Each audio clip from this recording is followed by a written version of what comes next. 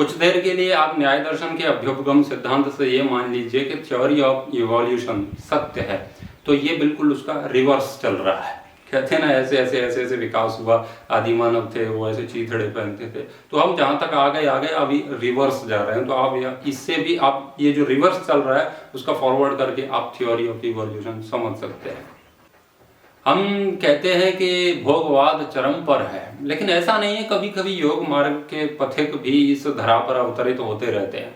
अभी अभी एक चलचित्र हमने देखा, आपने भी देखा हो, वो सोशल मीडिया पर तैर रहा है कि दो तेजस्विनी तपस्विनी न्यून वस्त्र धारिणी दो युवतियां दिल्ली मेट्रो में प्रवेश कर गई। तो लोगों ने उन्हें देखा तो पाया कि वो तो अपरिग्रह की पराकाष्ठा में जीने वाली युवतियां हैं।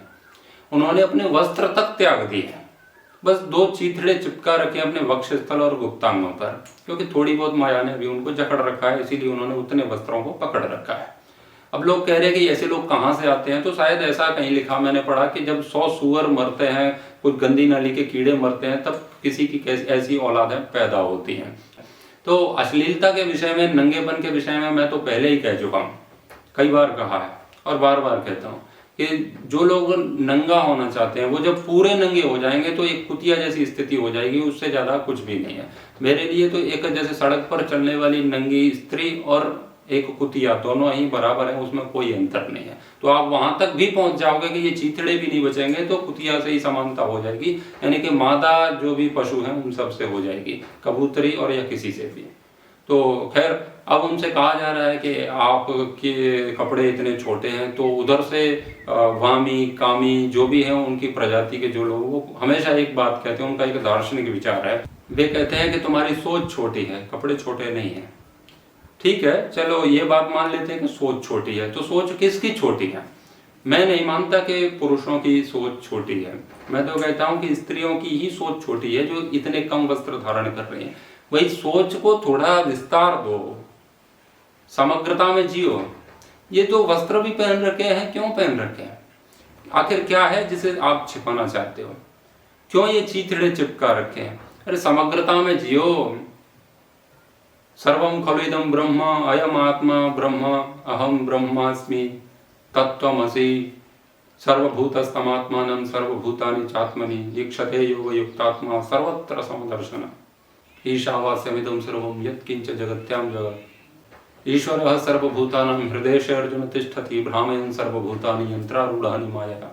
भाई साहब, कुछ भी नहीं है, सब भूतों में अपनी आत्मा को ही देखो और अपनी आत्मा में सब भूतों को देखो। यहाँ दूसरा है ही कौन? किससे छिपा रहे हो और क्या छिपा रहे हो? आप उसको इतना महत्व दे ही क्यों रहे हो? आप अपने स्तनों को, अपने गुप्तांगों को छिपाने की आवश्यकता ही क्यों? इतनी गंदी और इतनी छोटी सोच क्यों है तुम्हारी कि तुम छुप करके बाथरूम में जा करके नहाती हो? अभी जो लड़कियों पर जो बात की जा रही है ना, वो यहाँ पर नंगा होके आई, बाद में फिर कहेंगी मुझे नहाने के लिए बाथरूम चाहिए, घर में अपने पापा से बोलेंगी। तो क्या है जिसे छिपा करके आप लोगों से मतलब ऐसे छिपते फिर रहे हो? भाई हमारे लिए सब एक है, सब में ब्रह्म है, सब में ईश्वर है। आप तो उच्चता में जियो, विराटता में जियो।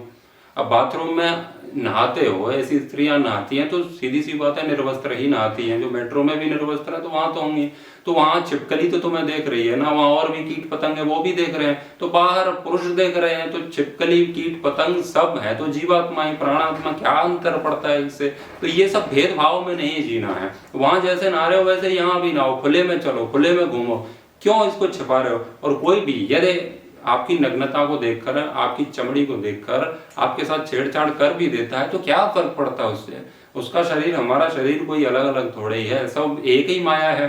वो भी प्रकृति से बना है, वो भी सत्व तम से बना है, हम भी सत्व तम से बने हैं, सब पंच महाभूतों की माया है।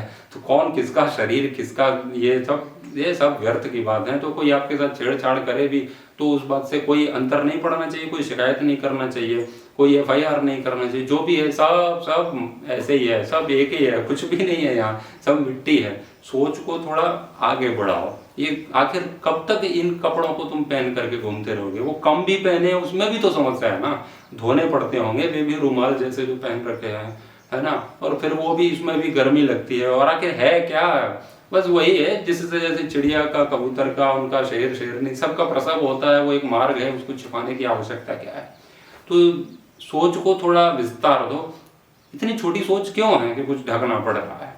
ये तो आप भी अपने आप को कुछ गंदा समझ रहे हैं ना, आप अपने आप को ऐसा कुछ समझ रहे हैं कि ये कुछ छिपाने जैसा है। भाई सब कुछ छिपाने जैसा नहीं है, सब मिट्टी है ये, है ना। तो यहाँ तक पहुंच गए हो ना, जब सोच पर बात पहुंच गई है तो यहाँ पर क्यों अटके हो, और आगे जाओ।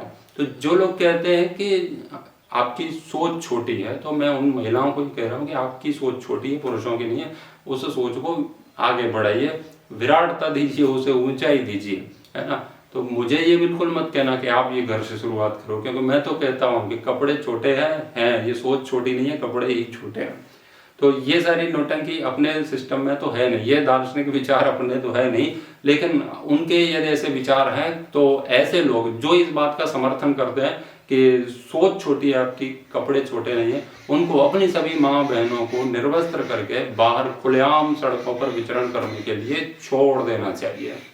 तो ऐसा कब से कर रहे हैं, ऐसे लोगों से मेरा प्रश्न है। तो आप टिप्पणी में, मुझे आशा है कि ऐसी वामी कामी फेमिनिज्म वाले जितने भी जो तंत्र पाल रखा है, बना रखा है सिस्टम, तो उसमें जो चरने वाली जो भी स्त्रियां हैं या कुछ पुरुष हैं इनके समर्थक, तो वे आज संकल्प लें और टिप्पणी में आके बताएं कि आज से मेरी माँ बहन ऐसे निर्वस्त्र घूमेगी। हम अपने घर से इस बड़ी सोच का प्रारंभ करने वाले हैं। धन्यवाद।